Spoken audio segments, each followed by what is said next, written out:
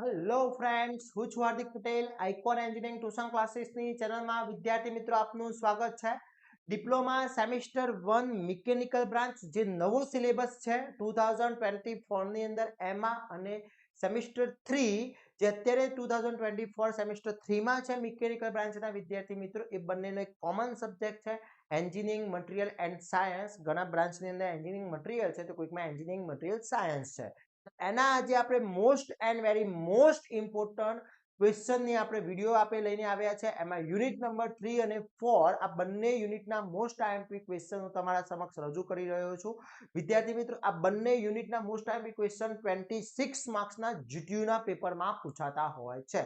Semester 1 હોય, semester 3 હોય, semester 2 હોય, આ બધામાં જ કામમાં લાગવાનું છે. જેનો સબ્જેક્ટ એન્જિનિયરિંગ મટીરિયલ આવતો હોય એના માટે આ વિડીયો છે. ઓકે, ચેનલ ઉપર નવા હોય તો ચેનલને સબસ્ક્રાઇબ કરી દેશો, બેલ આઇકોન ઓન કરી દો જેથી નવા વિડીયો આવે તરત જ નોટિફિકેશન આવી જશે. આ વિદ્યાર્થી મિત્રો, આપણું એક વોટ્સએપ ગ્રુપ ચાલી રહ્યું છે સેમેસ્ટર 1 માટેનું, જેમાં દરેક બ્રાન્ચ માટેના વિદ્યાર્થી મિત્રો જોઈન થઈ શકે છે. અને સેમેસ્ટર 3 નું પણ એક વોટ્સએપ ગ્રુપ ચાલી રહ્યું છે. તો હજી સુધી તમે અમારા વોટ્સએપ ગ્રુપમાં જોઈન નથી થયા તો ફટાફટ જોઈન થઈ જશો, જેની લિંક ડિસ્ક્રિપ્શનમાં મૂકેલી છે. ખાસ ધ્યાન નહીં રહે, સેમિસ્ટર 1 નો વિદ્યાર્થી સેમિસ્ટર 1 માં જોઈન થશે, સેમિસ્ટર 3 નો વિદ્યાર્થી સેમિસ્ટર 3 માં જોઈન થશે. ઓકે, બીજું ખાસ કે આ બધા જ ઈએમ નો કોર્સ હોય, સેમિસ્ટર 1 હોય, સેમિસ્ટર 3 હોય, બધાના જ કોર્સ આપણે અપલોડ કરી દીધા છે આપણી એપ્લિકેશન આઇકોન એન્જિનિયરિંગ ટ્યુટોરિયલ્સ, જે પ્લે સ્ટોર અને એપ સ્ટોર બંને ઉપર અવેલેબલ છે. તો એપ્લિકેશન ડાઉનલોડ કરીને કોર્સ પરચેસ કરી શકો છો, અથવા આ વિડીયોના ડિસ્ક્રિપ્શનમાં પણ લિંક મૂકેલી છે, ત્યાંથી પણ તમે તે ડાઉનલોડ કરી અને તૈયારી સ્ટાર્ટ કરી શકો છો. ઓકે, હવે વાત કરીએ યુનિટ નંબર 3 અને 4 જે 26 માર્ક્સના પૂછાતા હોય છે જીટીયુની એક્ઝામમાં. તો આપણે શું શું તૈયારી કરવી જોઈએ યુનિટ નંબર 3 માં? તો યુનિટ નંબર 3 જે આપણું છે એ છે મેટલ્સ એન્ડ અલોયસ છે. તો મોસ્ટ આઈએમપી ક્વેશ્ચનની ચર્ચા કરી લે. અલોય સ્ટીલ વ્યાખ્યાયિત કરો અને અલોય સ્ટીલનું કારણ જણાવો. ઓકે, બીજું કે આ બધા જે ક્વેશ્ચન છે એ ક્વેશ્ચનના વિથ આન્સર ઇંગ્લિશ મીડિયમ અને ગુજરાતી મીડિયમ બંનેમાં આપણા કોર્સની અંદર અવેલેબલ છે. પ્લસ વિદ્યાર્થી મિત્રો, આના વિડીયો લેક્ચર પણ અવેલેબલ છે. તો હજી સુધી કોર્સ પરચેસ નથી કર્યો તો ફટાફટ કરી લેશો. એની લિંક ડિસ્ક્રિપ્શનમાં મૂકેલી છે, ત્યાંથી કોર્સ પરચેસ કરીને તૈયારી સ્ટાર્ટ કરી લો, જેથી તમારા બેસ્ટમાં બેસ્ટ માર્ક્સ મેળવી શકો. ઓકે, બીજો ક્વેશ્ચન છે ઉચ્ચ એલોય સ્ટીલ પર ટૂંક નોટ લખો. ઓકે, ફૂલ સ્ટીલ પર ટૂંક નોટ લખો. Most and very most important question છે.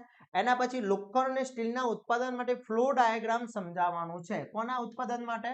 તો તમારો ડાયાગ્રામ જે આયર્ન અને સ્ટીલના એના જે ઉત્પાદન છે પ્રોડ્યુસ કરવાનું છે એના માટેનું ફ્લો ડાયાગ્રામ દોરવાનો છે.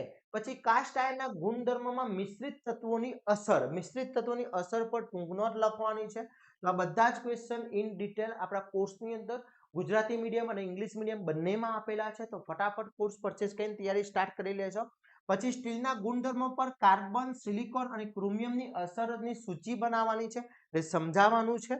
પછી સ્ટેટ પ્રોપર્ટી અને મેબલ કાસ્ટ આયર્નના ઉપયોગો કયા કયા છે, શું યુઝિસ થતા હોય છે, કઈ જગ્યાએ યુઝિસ થતા હોય છે, કઈ ઇન્ડસ્ટ્રીયલમાં યુઝિસ થતા હોય છે, કયા રો મટીરિયલ બનાવવામાં યુઝ થતા હોય છે, તો એ સમજાવવાનું છે. પછી ગ્રે કાસ્ટ આયર્નના ગુણધર્મ અને ઉપયોગો. ગ્રે કાસ્ટ આયર્ન છે બહુ જ ઇમ્પોર્ટન્ટ મટીરિયલ છે એન્જિનિયરિંગમાં. તો એ ગ્રે કાસ્ટ આયર્ન ક્યાં યુઝ થતું હોય છે, એના ગુણધર્મો શું છે એ સમજાવવાના છે, તેના ઉપયોગો સમજાવવાના છે. પછી નમ્ર કાસ્ટ આયર્ન અને નોડ્યુલ કાસ્ટ આયર્નની રચના અને ઉપયોગો, એના બંનેના ઉપયોગો સમજાવવાના છે, ખાસ ધ્યાન રાખશો. પછી સફેદ કાસ્ટ આયર્ન જે વ્હાઇટ કાસ્ટ આયર્ન છે, એ વ્હાઇટ કાસ્ટ આયર્ન અને ગ્રે કાસ્ટ આયર્ન વચ્ચેનો તફાવત પૂછી શકે છે. ઘણી એક્ઝામમાં ગ્રે કાસ્ટ આયર્ન એકલું પૂછાયેલું છે, તો વ્હાઇટ કાસ્ટ આયર્ન પણ પૂછાયેલું છે, તો બંનેનો ડિફરન્ટ પણ પૂછી શકે છે વિદ્યાર્થી મિત્રો. એના પછી કોપર અને બ્રાસનું માઇક્રોસ્ટ્રક્ચર દોરવાનું છે. કોપર અને બ્રાસનું માઇક્રોસ્ટ્રક્ચર દોરવાનું છે અને દોર્યા પછી બ્રાસ અને બ્રોન્ઝ વચ્ચેનો તફાવત પણ આપવાનો છે. એકલું સ્ટ્રક્ચર 3 માર્ક્સમાં પૂછી શકે છે અને જો ઇન ડિટેલ છે તો 4 માર્ક્સની અંદર પણ પૂછી શકે છે. પછી નીચેની બે માહિતીનું મિલકત અને ઉપયોગ જણાવવાના છે, પ્રોપર્ટીઝ જણાવવાની છે. ઓકે, જર્મેનિયમ અને હેન્ડલિયમનું ખાસ મોસ્ટ આઈએમપી છે. પછી તાંબાના ગુણધર્મો જણાવો. તાંબાના ગુણધર્મો શું છે? તાંબાના 4 એન્જિનિયરિંગ ઉપયોગો, તેની પસંદગી માટેના કારણો જણાવો કે તાંબાના 4 એન્જિનિયરિંગ ઉપયોગો કઈ રીતના થઈ શકે છે અને તેની પસંદગી કરવી છે તો શું ધ્યાનમાં રાખવાનું છે. પછી લાક્ષણિકતાઓ અને એપ્લિકેશનના આધારે એલ્યુમિનિયમના ઘડેલા અને કાસ્ટ એલોય ને અલગ કરો.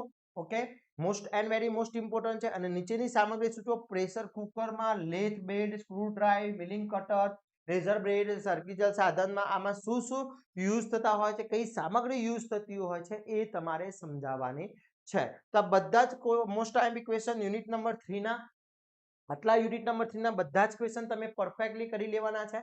તો યુનિટ નંબર 3 આખું કવર થઈ જવાનું છે, એક પણ ક્વેશ્ચન બાકી રહેવાનું નથી. મોસ્ટ આઈએમપી ક્વેશ્ચન છે, ખાસ ધ્યાન રાખવાનું છે. એના પછી યુનિટ નંબર 4 ની વાત કરીએ નોન મેટાલિક મટીરિયલ્સ, તો એમાં પહેલું છે ઇન્સ્યુલેટિંગ સામગ્રીની વર્ગીકરણ કરો અને તેના ગુણધર્મો જણાવો કે ઇન્સ્યુલેટિંગ સામગ્રી છે. હવે ઇન્સ્યુલેટિંગ નો મતલબ શું છે કે ઇલેક્ટ્રિક કરંટ પસાર ના થવા દે, અને આપણે ઇન્સ્યુલેટિંગ ઇલેક્ટ્રિકલ ભાષામાં કહેતા હોઈએ છીએ. ઓકે, સારા હીટર ઇન્સ્યુલેટિંગ સામગ્રીના ઇચ્છનીય ગુણધર્મો, કયા કયા એના પ્રોપર્ટીઝ છે એ સમજાવવાની છે.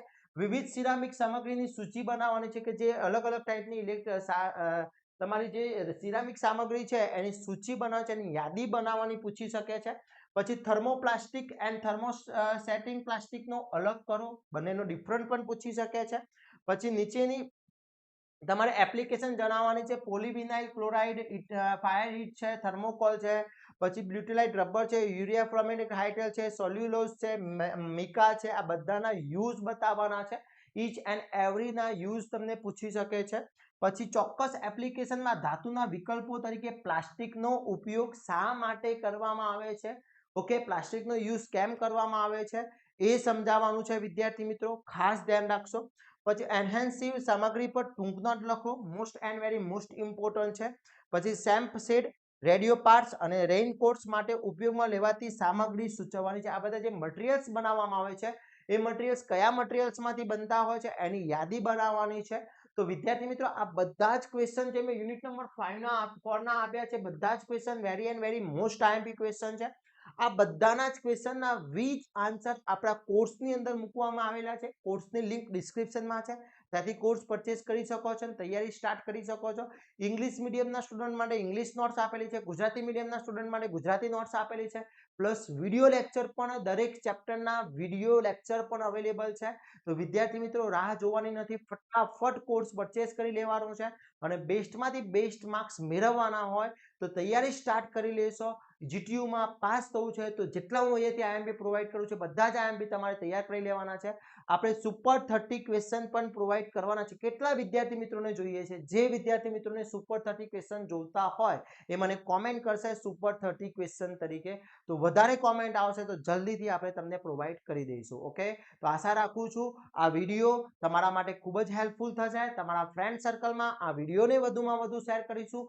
સેમિસ્ટર 1 ના વિદ્યાર્થીઓ હોય યા સેમિસ્ટર 3 ના વિદ્યાર્થીઓ હોય, બહુ જ ઇમ્પોર્ટન્ટ વિડીયો છે, ખાસ ધ્યાન રાખવાનું છે, વધુમાં શેર કરવાનું છે.